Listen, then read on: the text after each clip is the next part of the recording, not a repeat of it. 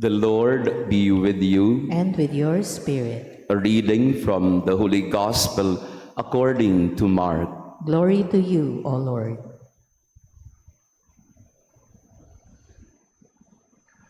Jesus came into the district of Judea and across the Jordan. Again, crowds gathered around him, and as was his custom, he again taught them. The Pharisees approached him and asked, "Is it lawful for a husband to divorce his wife?" They were testing him. He said to them in reply, "What did Moses command you?" They replied, "Moses permitted a husband to write a bill of divorce and dismiss her." But Jesus told them, "Because of the hardness of your hearts, he wrote you this commandment. But from the beginning of creation, God made them male and female. For this reason, a man shall leave his father and mother and be joined to his wife, and the two shall become one flesh. So they are no longer two, but one flesh. Therefore, what God has joined together, no human being must separate." In the house, the disciples again questioned Jesus about this. He said to them, "Whoever divorces his wife and marries another commits adultery against her. And if she divorces her husband and marries another, she commits adultery." The Gospel of the Lord. Praise to you, Lord Jesus Christ. Praise be Jesus Christ. Now and forever. Good morning, dear friends. Pakibati nga ng magandang umaga din ng ating mga kasama. To our visitors and pilgrims, thank you for being with us today. And our online parishioners, thank you for praying with us. Friday na po, no? Tapos na naman ang isang linggong pagtatrabaho para marami sa atin. Papasalamat tayo sa Panginoon sa patuloy niyang paggabay sa ating mga adhikain at ating mga ginagawa sa araw-araw.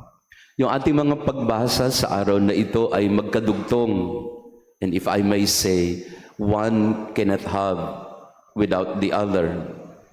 Sa ating ebanghelyo, pinag-uusapan ang buhay ng mag-asawa, lalo na ang nakalulungkot na pagkakataon sa buhay ng mag-asawa na sila ay magpasyang maghiwalay o kaya sila ay hindi na mamuhay ng magkasama. So the issue and the question of separation and divorce. Pero yung ating unang pagbasa naman from the book of Sirach discusses something about friendship. So friendship and marriage, I believe, they go together. Nandito yung ating mga Friday friends. Napakahalaga ng pagkakaibigan. Mahalaga ang may kaibigan. In fact, the book of Sirach tells us, "Let your acquaintances be many, but one in 1,000 your confidant." Let your acquaintances be many, but one in 1,000 your confidant. Ibig sabihin, hindi ho sa paramihan talaga ng kaibigan. Nasa klase talaga at lalim ng pagkakaibigan ang mas mahalaga. At ito rin po laging sinasabi sa mga ini-interview sa mga kasal o ikakasal. Kailangan magsimula kayo at ang pundasyon ng inyong pag-aasawa sa pagkakaibigan. And let friendship be the foundation of your marriage. Kasi ang magkaibigan, they are invested in each other for no other reason except that they choose to be each other's friends. Well, may mga fair weather friends, may mga kaibigan na ginagamit ka lang to their advantage. May mga kaibigan din naman na lolokohin ka lang. Kaya sabi din ng Book of Sirach, no? Mag-ingat din tayo sa mga kaibigan kasi darating din ang panahon na yung pinagkatiwalaan mo, sila din ang magsasawalat lahat ng mga sikreto mo. Kaya ang isang kaibigan, sabi ni Book of Sirach, ay A faithful friend is a treasure. A faithful friend is a life-saving remedy. A faithful friend is a sturdy shelter. Keep away from your enemies, but be on guard with your friends as well. Ang kaibigan na isang kayamanan. At sa isang mag-asawa, para mas humaba ang kanilang pagsasama, kailangan sila'y magkaibigan. In marriage, there is exclusivity and intimacy, which friends do not have. But there are qualities of friendship that marriage should have. Basically what? Spontaneity, in openness and trust, investing in each other without expecting anything in return. Yun ang pagiging kaibigan eh. Yung binibigay mo sa kanya kasi kaibigan mo. Hindi dahil sa may nakukuha ka sa kanya. In marriage, kaya mo minamahal kasi mahal ka din. But in friendship, not at all. In friendship, we are ready to lay down our life for our friends. Sabi nga ni Jesus. What is the greatest kind of love? Ang sabi ng Panginoon, friendship, not marriage. Because marriage requires a certain mutuality. Friendship, it is unconditional.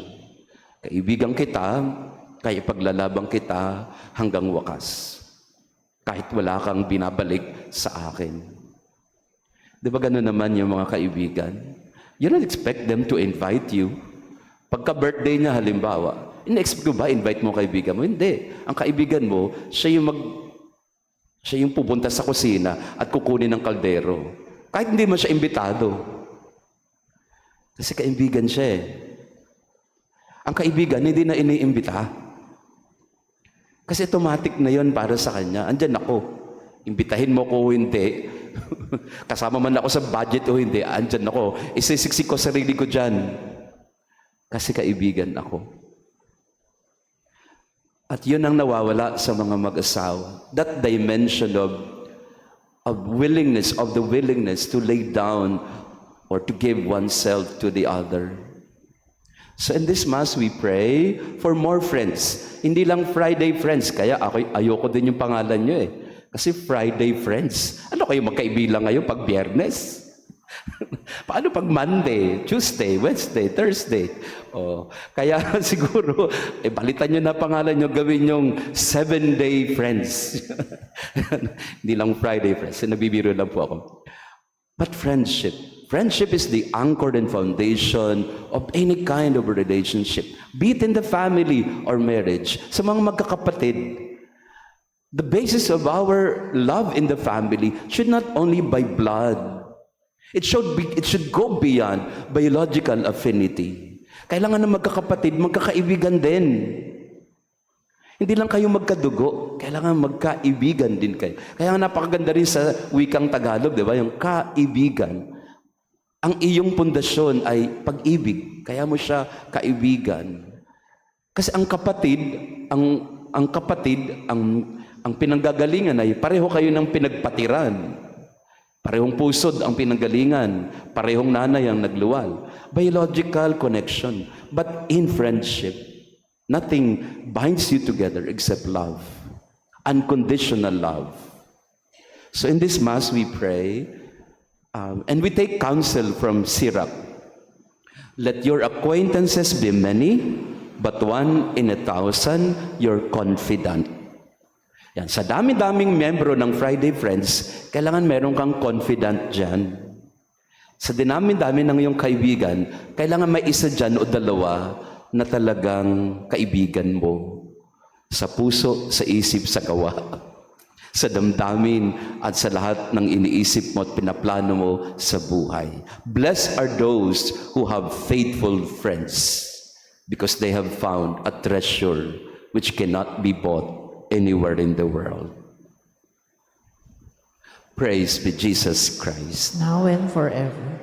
Maraming salamat po sa inyong pagdalo sa ating banal na misa, and also to our online parishioners, thank you for coming to Mass sa ating Friday friends. Sana hindi lang kayo friends pag Friday, ha? Mula Monday hanggang Sunday, you are still friends. And this coming March, next week po ay March 5, Ash Wednesday na po. Kaya magsisimula na ang ating Lenten journey. Pwede po bang dalhin ninyo rito ang inyong mga lumang palaspas? Because on Tuesday, March 4, after the 7 a.m. Mass, susunugin po natin yung mga palaspas para maging abo sa ating Ash Wednesday.